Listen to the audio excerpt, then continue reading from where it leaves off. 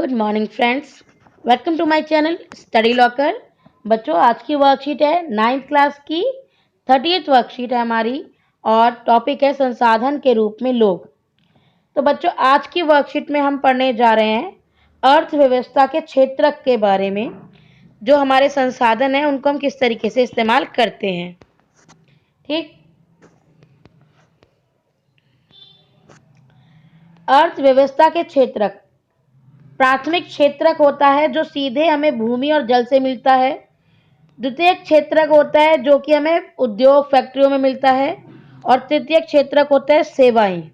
अब इसको थोड़ा सा और ओपन करके बताते हैं।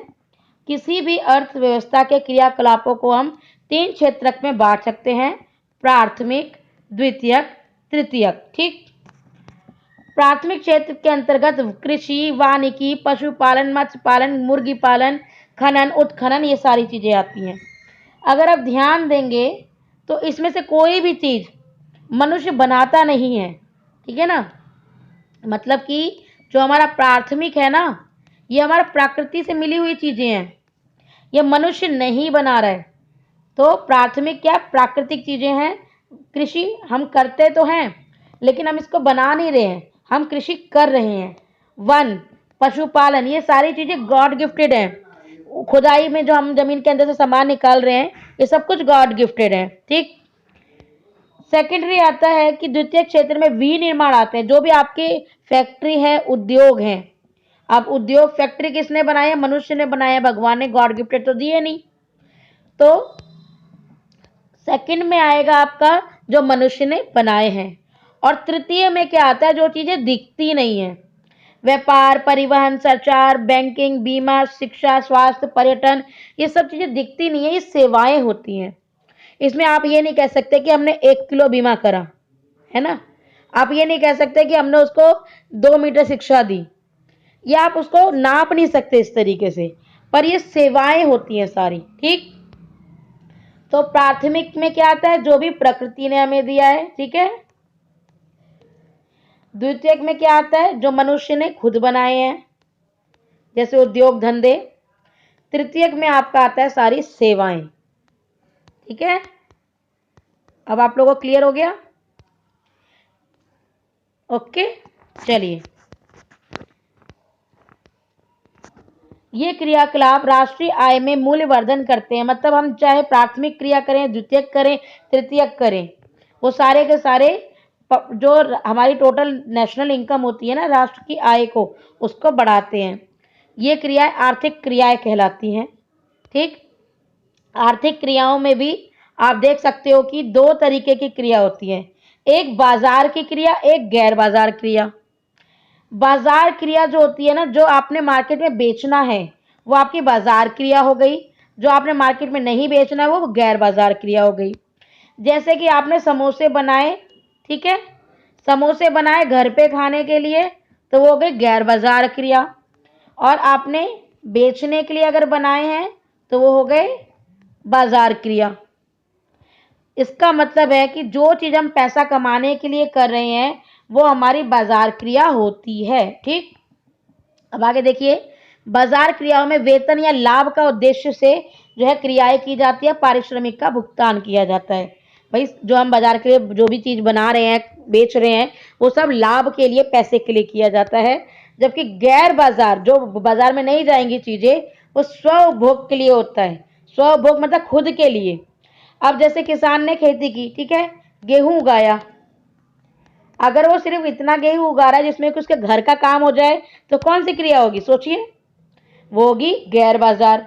लेकिन वो बहुत सारा गेहूं उगा रहा है, चना उगा रहा है, क्योंकि उसे बाजार मार्केट में बेचना है। उसने सरसों उगाई कि भाई सरसों का तेल बेचना है, तो वो सारी क्रिया हो जाएगी बाजार क्रिया।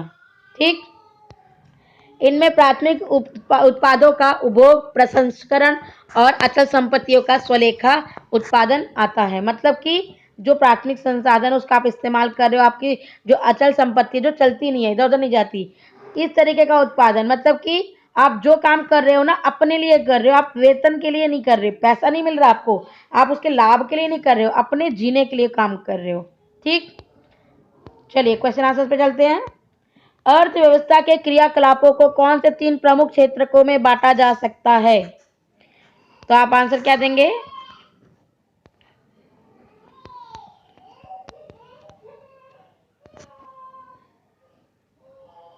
तो आपका आंसर आएगा यहाँ पर, किसी भी अर्थव्यवस्था को क्रियाकलापों के आधार पर 3 भागों में बांटा जा सकता है।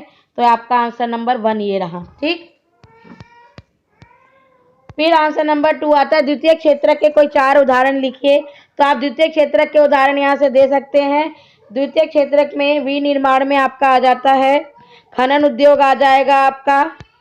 चलिए क्वेश्चन नंबर 1 पे चलते हैं। अर्थव्यवस्था के क्रियाकलापों को कौन से 3 प्रमुख क्षेत्रकों में वर्गीकृत किया जाता है? तो हम इसका आंसर यहाँ देख सकते हैं 3 वर्गों में।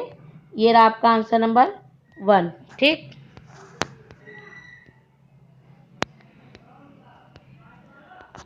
फिर आता है द्वितीय क्षेत्र के कोई 4 उदाहरण बताइए। क्वेश्चन नंबर 3, आर्थिक क्रियाएं किसे कहते हैं?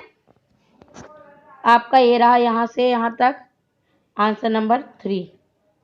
ठीक, ऊपर दिए चित्रों में 3 प्रमुख क्षेत्रकों की पहचान कीजिए। इसमें 3 प्रमुख क्षेत्रकों की पहचान करने की बात कही गई है। तो आपका ये क्या है? ये उत्खनन है। तो ये कौन सा हो गया?